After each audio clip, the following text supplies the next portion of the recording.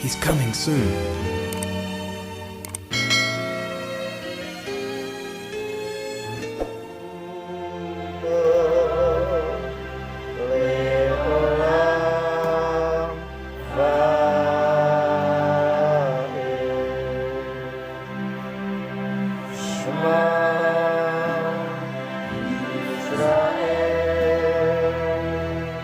Yahweh Elohim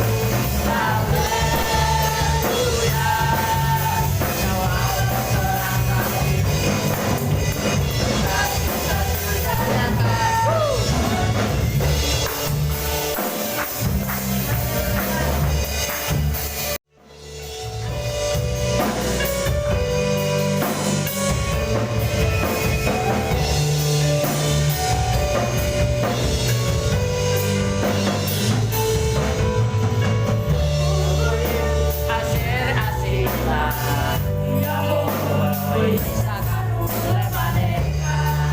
Yahweh berikan padu bercinta.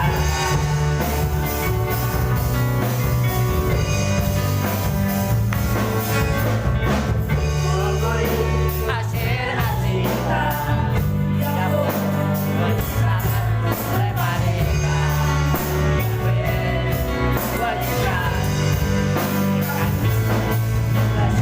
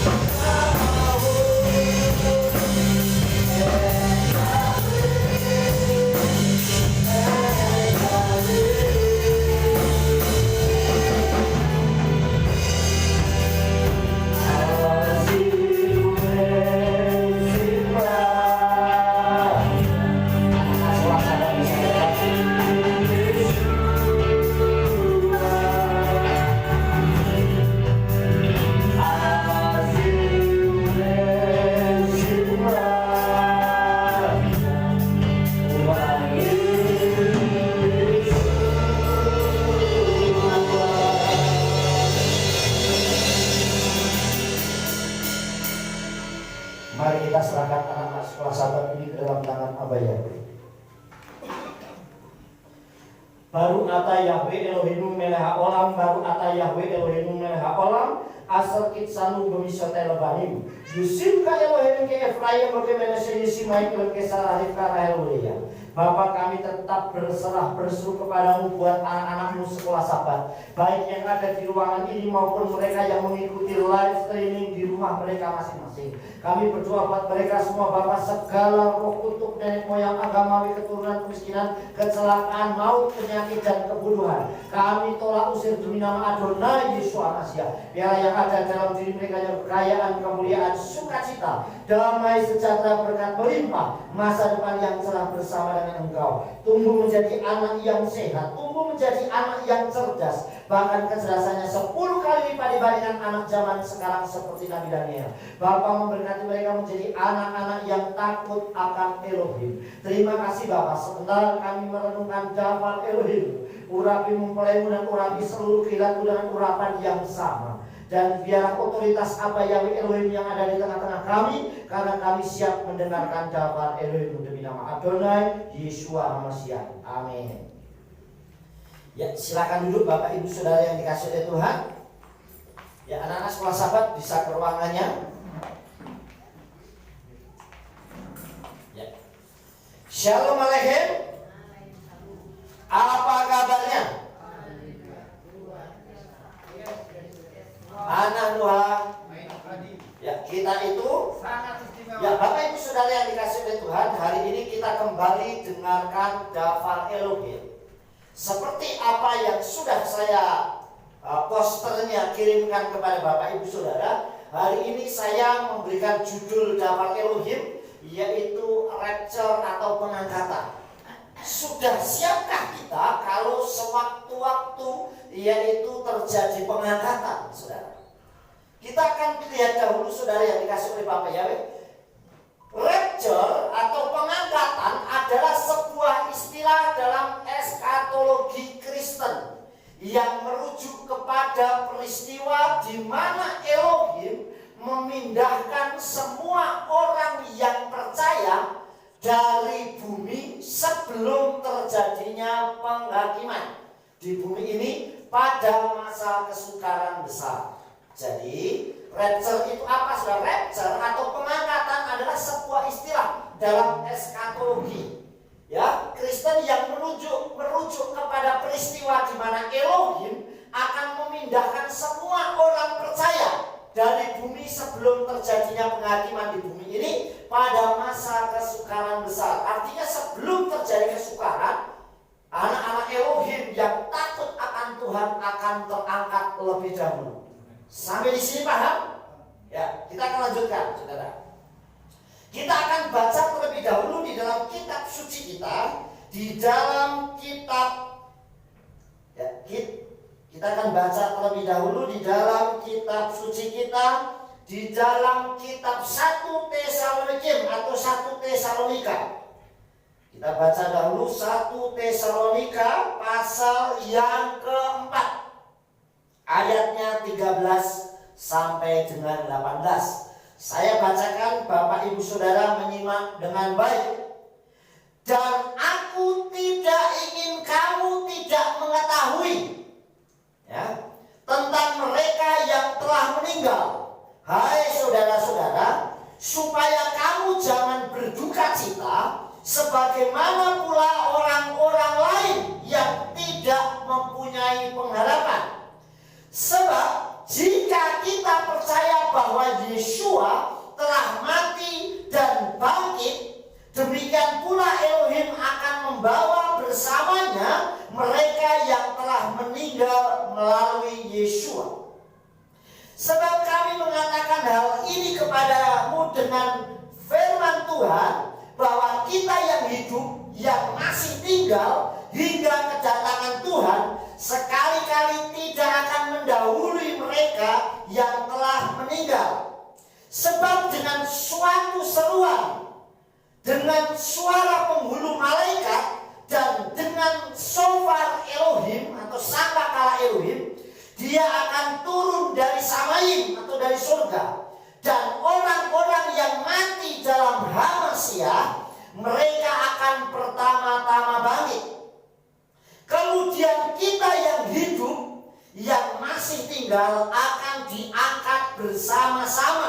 dengan mereka dalam awan-awan ke dalam pertemuan Tuhan di angkasa. Dan demikianlah kita akan senantiasa berada bersama Tuhan. Karena itu nasihatilah seorang terhadap yang lain dengan perkataan-perkataan ini. Nah, kita sudah membaca dalam kitab Tesalonika pasal 4 ayat 13 sampai 18. Kita akan baca kembali di dalam kitab 1 Korintus atau 1 Korintus pasalnya yang ke-15 ayat 50 sampai dengan 54. Saya bacakan, saudara menyimak dengan baik. Dan aku mengatakan hal ini, hai saudara-saudara, bahwa daging dan darah tidak berkuasa untuk mewarisi kerajaan Elohim. Begitu pula kefanaan tidak mewarisi kebakaran. Lihatlah, aku mengatakan sebuah misteri kepadamu. Sesungguhnya kita tidak akan meninggal semuanya, tetapi kita semuanya akan diubah dengan seketika, dalam sekejap mata, pada shofar terakhir atau sangkakala terakhir. Sebab sangkakala akan berbunyi dan orang-orang mati akan dibangkitkan dengan tubuh baka, dan kita akan diubahkan.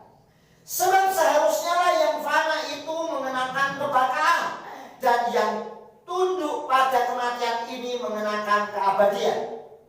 Dan bila mana yang fana ini telah dapat mengenakan kebakaran dan tunduk pada kematian ini telah dapat mengenakan keabadian, maka akan tergenapilah daftar yang telah tertulis, maut telah ditelan dalam kemenangan. Amin. Nah, Bapak Ibu Saudara yang dikasihi oleh Tuhan, saat kita membaca dua kitab suci ini adalah gambaran di mana akan terjadinya pengangkatan umat Elohim. Kita akan lanjutkan, saudara. Apa itu, saudara, yang terjadi? Yang pertama, saudara, jemaat Elohim akan diangkat untuk berjumpa dengan Yeshua HaMashiach di angkasa. Seperti ayat yang tadi kita baca, saudara, bahwa hanya dalam sekejap nanti umat Elohim akan diangkat, ya. Umat Elohim, jemaat Elohim akan diangkat untuk berjumpa dengan Yeshua HaMashiach di angkasa. Ini yang pertama yang kita lihat. Perhatikan ayatnya 1 Tesalonika 4 ayat 17. Ayatnya 17. Perhatikan. Di sini dikatakan demikian, saudara. Ya. Wa akhareken ananuha niskalim bahayim nihlaha wa na'aleh imahem yakda ba ananim rikrada adon birkhia hasyamayim wa keniye imha adon lanitsa. Yang artinya kemudian kita yang hidup, perhatikan, kemudian kita yang masih hidup ini, yang masih tinggal akan diangkat bersama-sama dengan mereka dalam awan-awan ke dalam pertemuan Tuhan di angkasa. Dan demikian kita akan senantiasa bersama dengan Tuhan. Amin. Jadi saudara yang dikasih oleh Tuhan, ini artinya bahwa suatu saat nanti sebelum masa kesukaran besar yang namanya pengangkatan, umat Tuhan yang masih tinggal, yang masih hidup seperti kita akan diangkat bersama-sama dengan mereka yang sudah meninggal tadi, saudara, ke dalam pertemuan Tuhan di angkasa. Supaya apa? Demikian supaya kita berada bersama dengan Tuhan. Jadi kita tidak pernah sendirian. Kenapa? Karena yang menjemput, yang mengangkat kita adalah Yeshua HaMashiach sendiri. Sampai di sini paham, saudara? Yang kedua, rapture atau pengangkatan itu terjadi sebelum kesusahan besar. Jadi nggak mungkin pada masa kesusahan terus rapture, enggak. Sebelum kesusahan itu terjadi, orang sudah diangkat dulu. Ini yang harus kita imani seperti kitab suci, detailnya bahwa orang diangkat dulu baru ada kesusahan. Nah, yang repot itu yang tertinggal, saudara, yang tidak diangkat. Paham, saudara? Kalau yang sudah diangkat dan takut akan Tuhan dan dia mencintai Elohim lebih dari apapun, pasti terangkat, jadi tidak mengalami kesusahan. Paham, saudara, sampai di sini? Paham ya? Kita lanjutkan. Kita lihat, saudara. Ini ayatnya. 1 Tesalonika 5 ayat 9. Perhatikan. Kilo yatsan otanu Elohim Lekalotenu von aku ki im lehafi lanu Yeshua biyat Yeshua hamasia adonenu. Sebab Elohim tidak menempatkan kita ke dalam murka, melainkan ke dalam pemeliharaan keselamatan melalui Tuhan kita Yeshua hamasia. Saudara yang dikasih oleh Tuhan, perhatikan sekali lagi. Ya, sebab Elohim tidak menempatkan kita ke dalam murka. Artinya Tuhan tidak menempatkan kita ke dalam murka. Jadi kita tidak mengalami penganiayaan itu, tidak mengalami hal-hal yang menakutkan itu. Melainkan saudara ke dalam pemeliharaan keselamatan. Melainkan pemeliharaan keselamatan melalui Tuhan kita Yesus Kristus. Melainkan kita dipelihara dalam keselamatan, saudara yang dikasih oleh Bapak Yahweh. Itu yang kedua, saudara yang dikasih oleh Tuhan. Jadi yang pertama tadi kita akan lihat jemaat Elohim diangkat untuk berjumpa dengan Yeshua HaMashiach di angkasa. Yang kedua, rapture terjadi sebelum kesusahan besar. Sampai di sini paham? Paham ya? Kita lanjutkan seterusnya. Buktinya apa? Sebelum kesusahan besar, orang sudah terangkat dulu. Ini buktinya apa? Kita akan lihat. Nih, saya akan bacakan di dalam kitab Sefer Hayasar. Nah, kitab Sefer Hayasar ini di zaman Noah itu gambaran tentang orang di rapture, orang diangkat, saudara. Kita akan lihat ya. Di dalam Noah masuk ke dalam bahtera dulu, baru air bah penghakiman datang. Betul nggak? Jadi begitu Noah itu sudah masuk bahtera, artinya di rapture, dia masuk diangkat oleh Tuhan, masuk bahtera, dan Elohim Bapak Yahweh menutup bahtera, baru yang namanya air bah datang. Sampai di sini paham saudara? Kita akan lihat saudara dikasih oleh Tuhan ya. Di dalam kitab Sefer Hayasar 6 ayat 15 sampai 20. Perhatikan baik-baik. Noah dan seisi rumahnya, ya ayat Sefer Hayasar 6 ayat 15 sampai 20. Noah dan seisi rumahnya dan semua makhluk hidup yang ada bersamanya masuk ke dalam bahtera karena air bah. Jadi keluarganya Noah masuk dulu ke dalam air bahtera itu karena air bah. Dan Yahweh menutupnya di dalam. Kemudian bahteranya ditutup. Saudara dikasih oleh Tuhan. Ya. Nah, semua anak-anak manusia yang tertinggal di bumi kelelahan karena malapetaka akibat hujan itu, karena air datang dengan dahsyat di atas bumi. Hewan-hewan dan binatang liar masih mengelilingi bahtera. Maka anak-anak manusia berkumpul bersama-sama kira-kira 700.000 laki-laki dan perempuan, dan mereka datang kepada Noah di bahtera. Ayat 18. Mereka memanggil Noah, katanya, bukalah bagi kami supaya kami dapat datang kepadamu di bahtera. Mengapakah kami harus mati? Noah dengan suara keras menjawab mereka dari bahtera, katanya, tidakkah engkau semuanya memberontak melawan Yahweh dan berkata bahwa dia tidak ada, karena Yahweh mendatangkan ke atasmu semua malapetaka ini untuk menghancurkan dan menumpas engkau dari muka bumi. Tidakkah hal ini yang aku katakan kepadamu selama 120 tahun lamanya, dan engkau tidak mau mendengarkan suara Yahweh, dan sekarang engkau menginginkan untuk hidup di bumi. Nah, saudara yang dikasih Tuhan, artinya saudara yang dikasih oleh Bapak Yahweh, orang sudah dikasih tahu untuk bertobat, ayo kita bertobat kembali kepada Bapak Yahweh. Tetapi orang nggak mau mendengarnya. Nah, begitu Noah itu sudah terangkat masuk ke bahtera dan pintunya tertutup, saudara yang dikasih Tuhan, orang baru teriak-teriak, tolong Noah buka, aku pengen masuk. Apa yang dikatakan Noah, saudara? Dikatakan karena Yahweh mendarat atasmu, dan dikatakan menghancurkan. Tidakkah hal ini aku katakan kepadamu? Sebelumnya sudah dikatakan, saudara, tetapi orang tidak mau percaya. Jadi masih di zona nyamannya, saudara. Itu yang kedua. Jadi artinya rapture, selain jemaat itu diangkat berjumpa dengan Tuhan di angkasa, yang kedua, saudara yang dikasih oleh Tuhan, yaitu orang diangkat dulu, rapture dulu, baru yang namanya malapetaka atau kesusahan itu datang. Paham saudara? Jadi Noah masuk bahtera dulu, baru yang namanya air bah datang. Nggak mungkin dong air bahnya datang dulu baru Noah baru mau masuk. Artinya Tuhan menyelamatkan dulu orang-orang pilihannya. Sampai di sini paham saudara? Paham? Ya. Kenapa? Itu kenapa? Menghubungkan ulang. Ayo stop. Jangan kalau sudah itu nggak usah dipegang. Nggak usah dipegang-pegang lagi. Lanjut ya.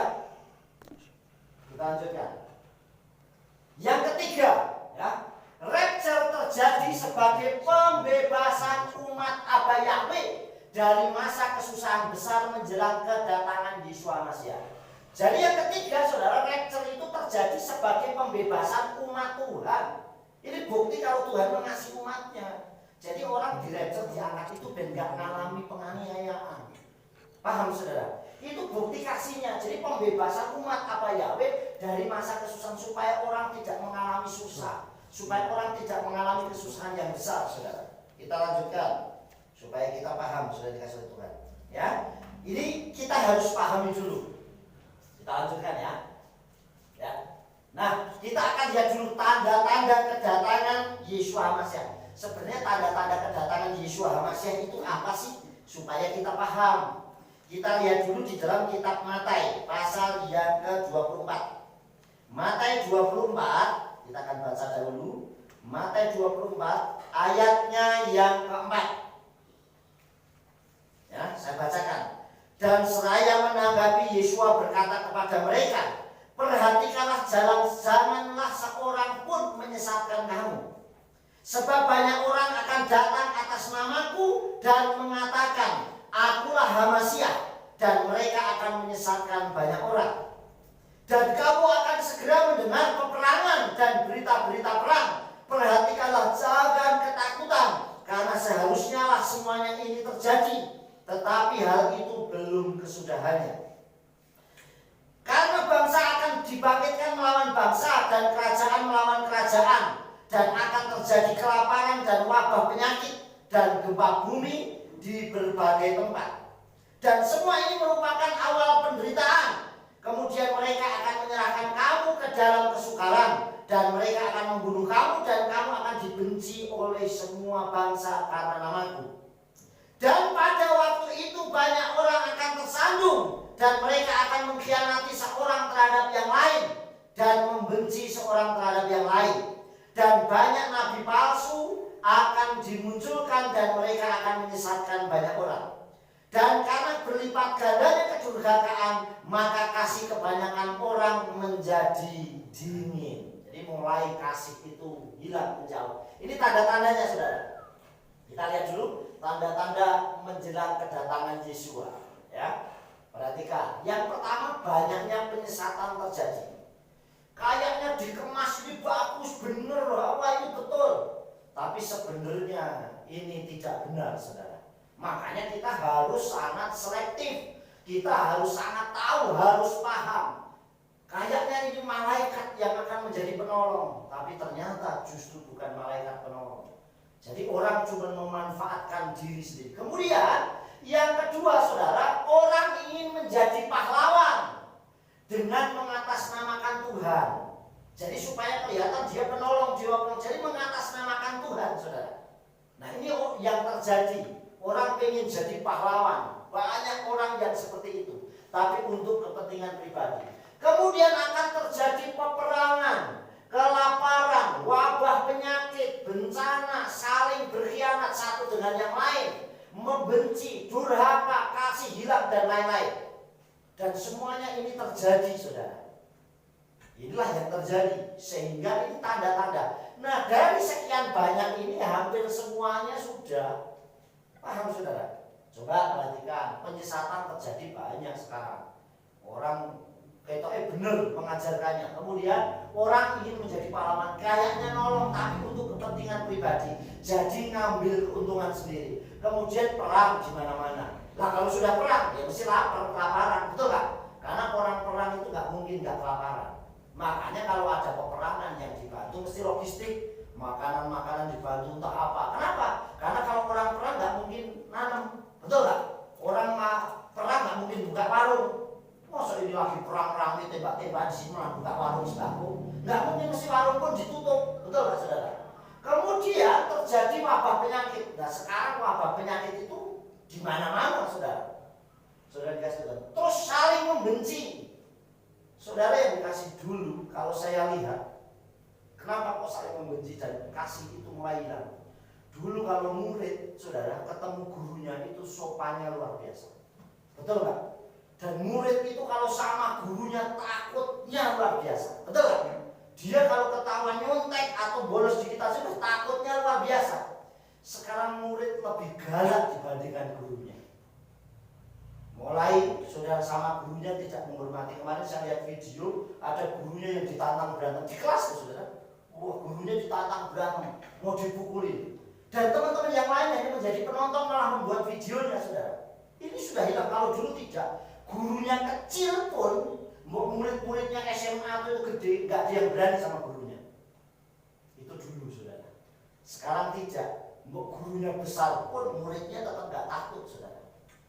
Kemudian bahasanya mulai hilang. Orang kalau ketemu orang tua dulu, permisi paling tidak itu menunduk, betul nggak? Biasanya kalau orang di kampung sini di Jawa itu mesti kaki tangannya begini sambil jalan. Terus bilangnya amit-amit, dedek langkung, nuwun sewu, betul nggak? Permisi paling nggak gitu. Sekarang nggak ada, saudara. Sudah hilang, kasih yang seperti itu sudah mulai hilang, luntur, saudara. Bahkan orang naik motor kenceng pun ya cuek aja, mau di jalan, mau apapun, rasanya sudah hilang. Nah, kemudian durhaka. Sekarang banyak anak yang membenci orang tuanya, sebaliknya dan seterusnya itu banyak di mana-mana. Sehingga kedurhakannya, kasihnya mulai hilang. Mulai kasih itu hilang satu dengan yang lain. Kalau dulu ada orang jatuh, cepat-cepat orang nolong. Sekarang kalau ada orang jatuh di jalan, takut mau nolong. Betul nggak? Wah, kok zaman-zaman ini kena virus, mau nolong saja nggak berani. Mulai, saudara, rasa takutnya mulai hilang. Kasih itu mulai hilang, saudara. Nah, ini yang terjadi. Ini tanda-tandanya, saudara. Kemudian, saudara, manusia hidup penuh dengan keinginan daging atau duniawi. Jadi duniawinya lebih dominan dibandingkan rohaninya, saudara. Keinginan dagingnya itu lebih kuat, saudara, yang dikasih oleh Tuhan. Sehingga ibadah mulai berkurang. Sekarang kalau dipikir, saudara perhatikan, dulu kita hampir tiap hari ibadah, betul nggak? Senin ada MK di Lelo, Selasa MK di daerah Kasiran, Kopeng. Nanti Rebu ada latihan, Kamis ada MK, Jumat ada RF Sahabat, pagi Sabtu di Lelo, sorenya nanti di. Sekarang kita nggak bisa semuanya terus seperti dulu bebas ibadah. Kita terbatas. Nah, sedangkan kalau terbatas begini, ibadah ini masih bisa nyantai, betul nggak? Kalau dulu mau ibadah persiapannya, coba sekarang kalau online, mulai jam 4, saya mandi setengah 4 atau jam 4 mau di rumah, kan nggak apa-apa, nggak ada yang tahu kok, betul nggak? Kita nonton, Pak saya ikut live dulu Pak, taruh di sini HP-nya, di sini sambil ngerajan berapa? Ya nggak bisa nggak, saudara? Bisa, sambil di salon dengerin musik, sambil goreng tempe, ya bisa juga. Ibadah sambil masak pun iso sekarang. Saudara yang dikasih itu, nah inilah terjadi banyak hal. Bisa nggak kita menyiapkan diri tetap dengan baik dalam dunia ibadah apapun situasinya? Nah, saudara yang dikasih oleh Bapak Yahweh, kita lanjutkan. Ya, kita lanjutkan, saudara. Nah, yang keempat, perhatikan. Tadi yang ketiga, yang keempat, rapture itu terjadi secara rahasia dan sekejap. Jadi orang nggak ada yang tahu rapture. Yang rapture itu wah nanti besok saya akan rapture, nggak ada yang tahu. Itu terjadi sangat misteri dan hanya sekejap. Bahkan suami istri pun nggak ada yang tahu. Kitab suci kalau ada orang di ladang, satu diangkat, satu ditinggalkan, jadi sangat nggak tahu. Saudara, ada suami istri di kamar, yang satu diangkat, satu ditinggalkan, ada yang menggiring batu kilangan, satu diangkat, satu. Jadi misteri, saudara yang dikasih oleh Tuhan. Jadi itu terjadi hanya dalam sekejap, saudara. Perhatikan 1 Korintus atau 1 Korintus 15 ayat 52. Dikatakan mereka kesit ayin bimsok hayovel teruah akarona kiyitaha basofar wahametim yahitsu lakaye olam wa etsem nafsotenu yesune, yang artinya dengan seketika, dalam sekejap mata, pada sangkakala atau sofar terakhir, sebab shofar atau sangkakala akan berbunyi dan orang-orang mati akan dibangkitkan dengan tubuh baka dan kita akan diubahkan. Jadi hanya sebentar. Kalau kita pernah dengar lagu pujian mungkin sekitar tahun 80-an, ada lagu pujian gini, bila bunyi bila zaman ini lalu pada hari kiamat, bila sangkakala Yahweh terdengar, betul gak? Bila orang yang dipilih berkeliling katanya, bila namaku dipanggil saat bunyi sangkakala shofar itu. Nah, ada gak nama kita? Kita bisa aja mungkin percaya. Kan saya percaya Bapak Yahweh besar Yesus Almasih, Pak. Nama saya pasti ada, betul nama kita. Tapi apakah kita menjadi pelaku dafarnya? Kita benar-benar mengikuti enggak? Gitu. Karena Tuhan menghendaki kita itu sempurna. Bapak Yahweh berfirman, jadilah sempurna, jadilah engkau tamim, karena aku pun tamim, karena Yahweh sempurna. Saudara yang dikasih, bisa gak kita menjaga itu? Kita lanjutkan, saudara. Yang kelima, ya, rapture atau pengangkatan terjadi kapan saja. Perhatikan. Jadi kita nggak bisa menghitung-hitung mereka besok kayaknya deh, atau nanti sore, tidak. Rapture itu bisa terjadi kapan saja dan ingat waktunya itu sudah dekat. Rapture bisa terjadi kapan saja pengangkatan. Matius 24 ayat 37. Perhatikan. Ayat 37 saya bacakan buat saudara. Ya.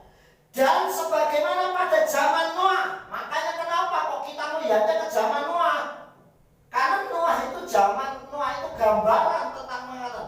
Dan sebagaimana pada zaman Noah, demikian pula lah kedatangan anak manusia akan terjadi. Sebab sebagaimana mereka hidup pada hari-hari sebelum air bah, makan dan minum, kawin dan dikawini, sampai pada hari Noah masuk ke dalam bahtera. Orang masih nyantai-nyantai saja, wah tenang-tenang, walah masih nyantai, masih lama, saudara. Dan mereka tidak menyadari sampai air bah datang dan melenyapkan semuanya. Demikian pula lah kedatangan anak manusia akan terjadi, saudara. Terus kita lanjutkan biar sampai selesai ya. Pada waktu itu akan ada dua orang di ladang. Perhatikan, ada dua orang di ladang. Yang satu diangkat, yang satu dibiarkan. Artinya yang diangkat pasti yang hatinya tamim, yang hatinya tulus, yang hatinya sungguh-sungguh. Ini gambaran. Jadi jangan terus pede semuanya, tidak. Kita memang, saudara, bisa nggak? Makanya harus kita menjadi pelaku dafar Elohim. Saudara, terus kemudian dua orang wanita sedang menggiling dengan batu kilangan, yang satu diangkat, yang satu dibiarkan. Ayat 42. Oleh karena itu berjaga-jagalah, karena kamu tidak mengetahui kapan waktunya Tuhanmu datang. Dan kamu mengetahui hal itu, bahwa jika seorang tuan rumah sudah mengetahui pada jam berapa pencuri datang, ia akan berjaga-jaga dan tidak akan membiarkan rumahnya dibongkar. Sebab itu kamu juga bersiap sedialah, karena anak manusia datang pada waktu yang tidak kamu duga. Artinya rapture ini misteri yang kita nggak tahu, hanya sekejap, dan kapan waktunya saat Yesua menjemput atau pengangkatan. Makanya di ladang waktu itu masih bekerja. Makanya hiduplah seperti apa adanya terjadi saat ini, tapi menyiapkan tubuh jiwa roh kita sungguh-sungguh. Amin. Waktunya kerja ya kerja, tetapi kalau kita, hati kita sudah melekat sama Tuhan, dimanapun kita berada, hanya emang kalau rapture itu pasti selalu pasti dalam ibadah. Tidak, saudara. Karena dikatakan ayat apa? Ada orang di ladang, satu diangkat, satu ditinggalkan, satu menggiling batu kilangan. Artinya orang lagi bekerja. Yang penting tubuh jiwa roh kita ini menyiapkan diri dengan baik, saudara. Mungkin saudara lagi asik-asik di dapur atau lagi makan tato hilang. Kita nggak ngerti, saudara. Kalau ada film yang pernah saya putarkan di sini beberapa tahun yang lalu, ada pesawat. Makanya kenapa pilotnya ini harus pilot yang benar-benar sungguh-sungguh. Kalau pilotnya ini tahu-tahu diangkat, kan penumpangnya mati semua, mesti pilotnya jatuh. Betul nggak? Kalau soalnya pilot nih bawa, waduh naik pesawat, kemudian pilotnya terangkat. Nah terus yang bawa pesawatnya siapa? Nah kalau di atas, apa nggak nubruk pesawatnya? Kalau sekarang dia lagi nyopir mobil, terus sopirnya diangkat, apa mobilnya nggak bisa aja tabrakan masuk jurang? Ada film yang menggambarkan sampai seperti itu. Artinya menyiapkan dirilah. Jadi kalau seandainya saya naik pesawat, pilotnya terangkat, saya pun pasti juga terangkat karena hati saya juga murni. Amin. Kita sungguh-sungguh. Jadi bukan kita saya tenang-tenang saja, tidak. Yang perlu kita siapkan itu diri kita. Kita berhak mengingatkan orang lain, tetapi mulai dari kita. Kenapa dulu kita banyak orang, Rabi selalu berkata, jangan sampai saat aku setelah berkhotbah aku sendiri tertolak. Artinya banyak orang promo, ayo terus kita Bapak Yahweh terus mempromosikan nama Tuhan luar biasa, tapi dirinya sendiri tidak pernah dijaga, hidupnya tidak pernah sungguh-sungguh, hanya promo terus, saudara. Itu makanya ada orang mengistilahkan seperti calo yang bilang ayo naik angkutan, ayo naik. Begitu mobilnya sudah sampai dia tetap tertinggal terus. Kenapa? Karena dia hanya promo terus, tapi tidak menyiapkan tubuh jiwa rohnya. Siapkan diri kita masing-masing. Seperti itu, saudara. Kita lanjutkan ya.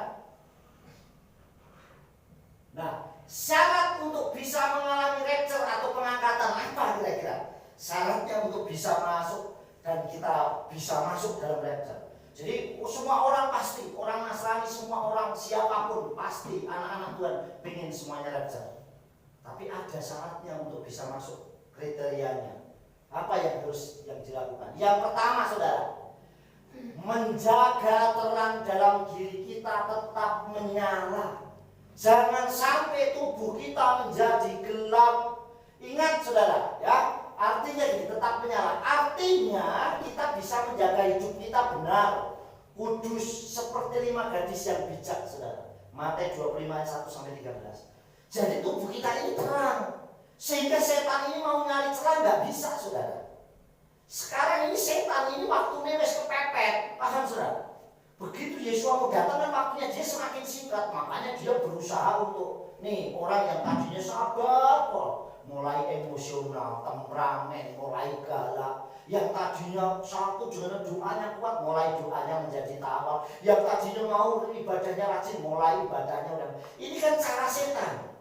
Yang tadinya ibadah serius dengan sungguh-sungguh sekarang, nanti online juga nggak apa-apa, toh nanti masih bisa. Toh apa ibadahnya di rumah ini?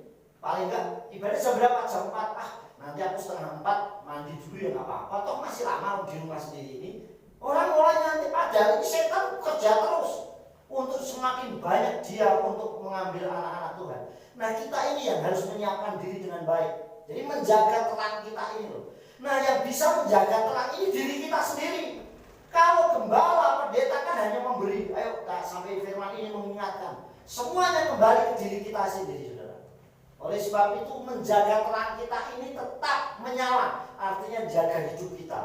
Hidup kita harus jaga tetap kudus. Saudara yang dikasih, karena kita sudah orang yang suci hatinya dia yang akan melihat Elohim. Bisa nggak kita suci hatinya? Berbahagialah orang yang suci hatinya karena dia yang akan melihat Elohim. Artinya kalau hati kita suci, tidak ada kebencian, tidak ada kepahitan, tidak ada amarah, tidak benar-benar hatinya nyangkut sama Tuhan. Kemudian yang kedua, saudara, berjaga-jaga karena waktunya tidak ada yang tahu. Nah kita tahu, saudara, seperti tadi kita suci dikatakan, saudara, kalau majikan rumah tuan rumah itu tahu nanti mau ada maling, malam nanti ya jam 6 tak maling rumah, pasti sudah siap-siap, saudara, betul nggak? Paling nggak bilang sama lingkungan, Pak, nanti jam 6 rumah saya mau dimaling orang loh, tolong dijaga, pasti begitu, betul nggak? Tapi karena maling itu tidak pernah memberitahu, saudara, istilahnya, ya harus selalu waspada, saudara. Entah rumahnya dikunci lah, entah dipasang teralis lah, dipasang CCTV lah, segala macam, atau melek lah, atau kita jaga. Kenapa? Ini menyiapkan diri. Sama kalau orang tahu mau dijemput Tuhan, wah dia mesti nanti aku lah, aku nanti mau dipanggil Tuhan umur 50. Nanti 50 kurang setengah tahun saya bertobat sungguh-sungguh. Tiap hari cuma ibadah, doa, ibadah. Karena nanti umur 50 tahun saya. Ada yang tahu? Gak ada yang tahu sudah kapan dipanggil Tuhan. Makanya pertobatan itu setiap saat terus. Karena tidak berjaga-jaga terus. Kondisi kita dijaga dengan baik, berjaga-jaga dengan sungguh-sungguh, saudara. Ini adalah yang kedua, ya. Berjaga-jaga karena tidak tahu. Itu lihat ayatnya. Matius 24 ayat 42, ya. Laken hiatsfu almis martahem ki einechem yot im saah go adonichem. Oleh karena itu berjaga-jaga Tuhanmu datang. Karena kita nggak tahu, saudara. Makanya kita berjaga-jaga. Oh, mungkin sehabis ibadah nanti malam Yesua datang menjemput kita. Kita nggak tahu, saudara. Oh, nanti malam mungkin terjadi pengangkatan besar-besaran umat Elohim. Supaya tidak terjadi, kita sudah siap-siap terlebih dahulu. Makanya terus ayat ini ditulis sudah 2000 tahun yang lalu.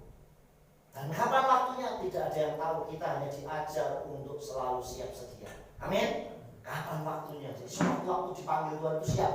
Nggak ada. Kalau seorang tentara itu bilang, komandannya bilang, semuanya siap. Nggak ada. Besok aja Pak, saya masih pegel. Nggak ada. Mesti harus siap. Siap. Saudara, itulah yang terjadi. Nah, kita pun sama saat kita ini memasuki waktu-waktu di akhir zaman. Kemudian, saudara, yang ketiga, ini syaratnya ya. Syarat-syaratnya yaitu yang pertama tadi menjaga terang. Nah, yang menjaga terang itu diri kita.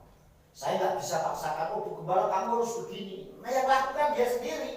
Saudara, saya hanya mengingatkan. Boleh mengingatkan siapapun, bahkan seluruh Kehilatan Yahweh dimanapun saya mengingatkan, mulai bersiap jaga terang kita menyala. Tapi semuanya kembali kepada kita.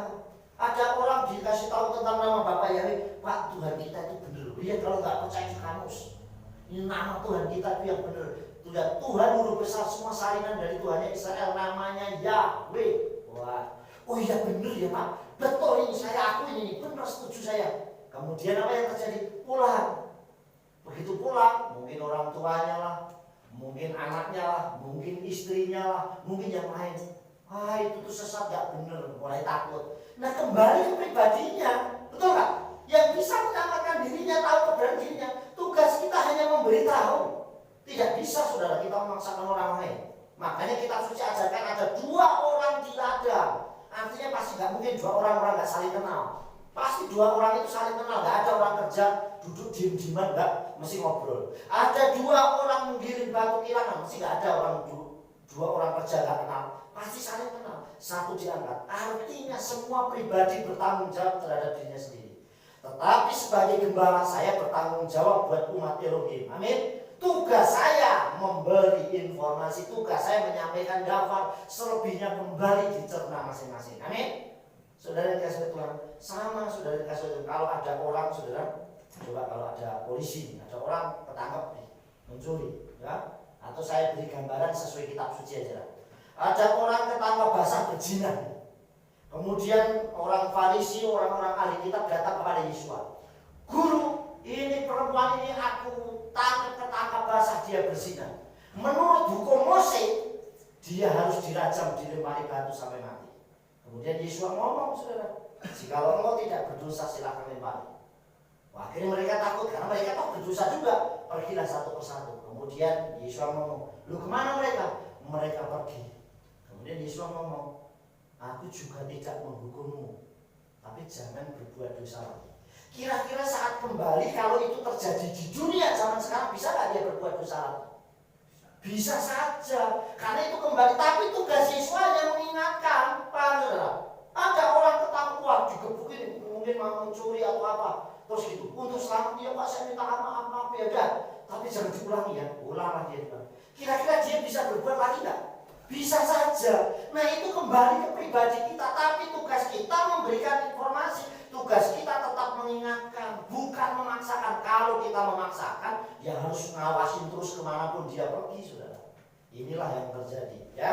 Tapi yang kedua tadi adalah berjaga-jaga, karena waktunya kita tidak tahu. Yang ketiga, yang ketiga adalah bergaul karib, ya. Bergaul karib atau intim dengan apa Yahweh Elohim besim Yeshua Mashiach, dan menjadi pemberita kebenaran daftar Elohim untuk mengajak orang tesufa atau bertobat. Contohnya seperti Hanok atau Henok dan Eliyahu.